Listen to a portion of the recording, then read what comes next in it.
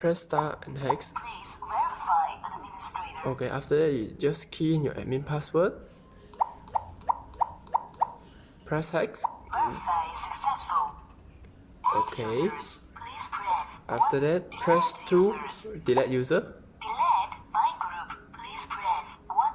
Delete by index. Please Okay. press 2. Delete by group is press 1. Please press Delete asterisk the button. by index is press 2. If I want to delete the index by index, press 2. Please input number. Confirm. So like if I fingerprint is 007, 007. press hex. Number 007. Delete successfully. So Delete by group. Please if you want to press delete by 1. group, press 1. Delete all normal users. Fingerprint. So Please press 1.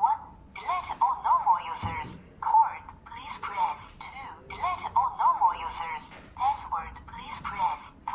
Delete all normal users. Remote. Please press 4. Back to previous. Please press asterisk. so for 1 is fingerprint, 2 is the card.